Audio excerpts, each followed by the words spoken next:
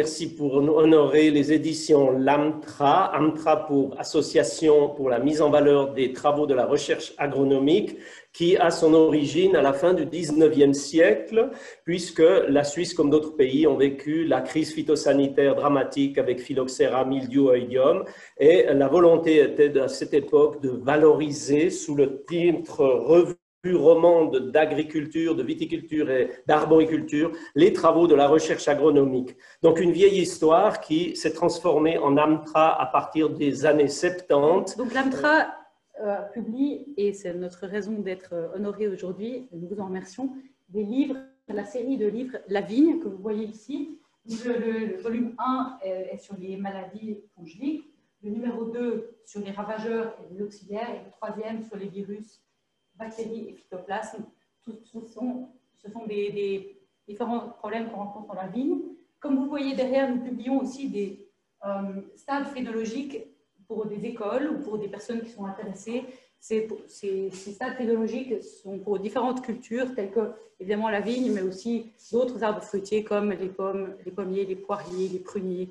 Voilà, on en a une certaine quantité, et ils sont publiés dans 3 principales langues nationales, à savoir le français, l'allemand et l'italien. Nous publions aussi une revue 6 fois par an, qui est la revue de viticulture, arboriculture et horticulture, dans laquelle on publie les recherches faites par Agroscope dans ces 3 domaines, donc les cultures spéciales.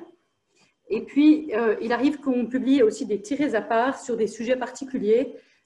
Par exemple, il y en avait un qui était sur les sélections de la vigne à Agroscope, qui présentait les dernières variétés qui ont été élaborées par les collègues qui font de la sélection. Quelquefois, il y a un numéro spécial qui a été écrit sur les 1001 visages du chasselas, une publication qui sert presque de manuel dans les écoles, qui est au sujet des cépages et des principales variétés de vignes cultivées en Suisse. Alors, chaque année, on en vend un certain nombre dans les écoles de viticulture. Et puis, on a des manuels qui sont des fiches techniques qui sont tenues à jour au fur et à mesure en arboriculture et aussi en viticulture.